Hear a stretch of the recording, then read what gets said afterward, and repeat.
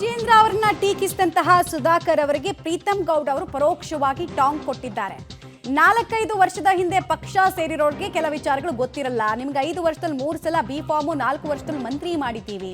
ವಿಜೇಂದ್ರ ಟೀಕಿಸಿದ ಸುಧಾಕರ್ ಅವರಿಗೆ ಪ್ರೀತಮ್ ಗೌಡ ಪಕ್ಷ ಏನು ಅವ್ರಿಗೆ ಕೊಡ್ತು, ಸರ್ಕಾರ ಅಧಿಕಾರದಲ್ಲಿ ಇದ್ದಾಗ ಏನು ಕೊಡ್ತು ಅನ್ನೋದನ್ನ ನೆನಪಿಸಿದ್ದಾರೆ. ಪರೋಕ್ಷವಾಗಿ ಸುಧಾಕರ್ ಅವರಿಗೆ ವಲಸಿಗ ಅಂತ ಕೂಡ ಜರೆದಿದ್ದಾರೆ. ಜಿಲ್ಲಾಧ್ಯಕ್ಷ ಆಯ್ಕೆ ಪ್ರಕ್ರಿಯೆ ಅವ್ರಿಗೆ ಗೊತ್ತಿಲ್ಲ ನೋಡಿ ಅಂತೆಲ್ಲ ಹೇಳಿದ್ದಾರೆ. ಒಳ್ಳೇದಿಲ್ಲ ಅಂದ್ರೆ ಎಲ್ಲ ಟೈಮಲ್ಲೂ ಒಳ್ಳೇದಾಗಕ್ಕಲ್ಲ. ಕೆಲವು ಟೈಮು ತಂದೆ ತಾಯಿಗಳೇ ಮಕ್ಳಿಗೆ ಏನಾದರೂ ಹೇಳ್ಬೇಕಾದ್ರೆ ಒಂದು ಮೊಬೈಲ್ ಕೊಡ್ಸೋರು ಲ್ಯಾಪ್ಟಾಪ್ ಕೊಡಿಸ್ಬೇಕಾದ್ರೆ ಮುಂದಿನ ಸಲ ಕೊಡ್ಸೋಣ ಅಂತಾರೆ. ಯಾಕಂದರೆ ಎಲ್ಲ ಕೊಡ್ಸೋರು ಹೇಳಿದ ಮತ್ತೆ ಕೇಳಲ್ಲ ಅಂತೇಳಿ ಹಂಗೆ ಇದೆಲ್ಲ ಟೆಸ್ಟಿಂಗ್ ಪೀರಿಯಡ್ ಇರುತ್ತೆ.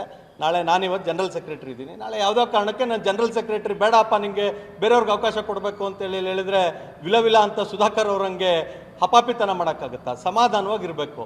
ರಾಜಕಾರಣದಲ್ಲಿ ಅತ್ಯಂತ ಅವಶ್ಯಕವಾಗಿರುವಂಥ ವಿಚಾರ ಯಾವ್ದಾರು ಇದ್ದರೆ ಅದು ಸಮಾಧಾನ. ಆ ಸಮಾಧಾನ ಸುಧಾಕರ್ ಅವ್ರಿಗಿರಲಿ. ಇದು ಯಾವುದು ಮೂವಿ ಅಲ್ಲ. ರಾತ್ರೋರಾತ್ರಿ MLA ಆದರು, ಮಂತ್ರಿ ಆದರು, ಅದಾದಮೇಲೆ ಮತ್ತೆ ಎಲೆಕ್ಷನ್ನಲ್ಲಿ ಇವ್ರಿಗೆ ಜಿಲ್ಲೆ ಪೂರ್ತಿ ಕೊಟ್ಟಂಥ